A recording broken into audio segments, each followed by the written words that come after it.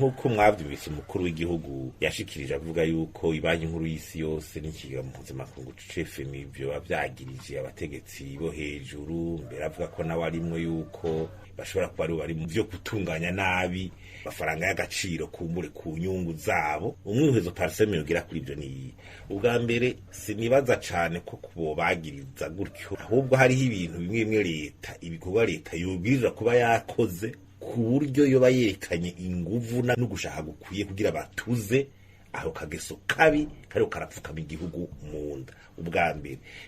ejo bundi umukuru w'igihugu yaravuze ati hariho abantu bagenda i Dubai bagatora amafaranga muri BRB amadovize bakayajana hanyuma bagaca baza mu bakayarutira ngo bakaza kuyadanaza ngaha kuri marché noir, ariko ico ni ikintu coroshe gufata abo bantu. Iyo liste y'abarose amadovize irahari, ayo madovize bagiye haro preving n'ubirabura ati mbega barinjije ibidandazwa, declaration de mise en consommation zabo muri douane ziri hehe, binjirije ko ibidanda zitahari, abo bantu ubwo nyene boca basigura bagafatwa. Nico gituma ukaraba mbere na procedure de sortie ngene vyagenze. Urumva rero ntawo kwirigwa raja kure yavuga ngo bo tuzofata ngo mu misi barahari ubunyene n'ubunyene buvuga tuti bagire enquête bocafa n'abari barongoye ibanki nkuru y'igihugu ico gihe boca babibaza ntibari ngaha ntibahari ingene vyagiye birage. Ikigira kabiri ni ivyibiheruka kuvugwa kuri uyu waho zarongoye ibanki nkuru bisize ibyo bimeze gute, biteza gufutuka birimwo bande vyakozwe gute, ubube gitobwa ibayemwo buri hehe,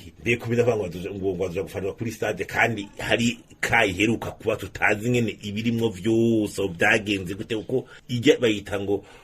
ni partie visible de l'iceberg, ushobora kubona barya mugabo harimo n'uwundi n'abandi mugwa abantu duhera hure kuri rya dossier tuyikorere ko ibe akarorero. Ica gatatu uku kuntu ibanki nkuru y'igihugu iguma mu kwaha ko muri komiro vy'umukuru w'igihugu cyo byerekana ko kumenga mu biro vy'umukuru w'igihugu nibo bayitegeka. Urumva ibizoba bibi vyose muri banki centrale bica vyagirizwa ibiro vy'umukuru kuko niyiri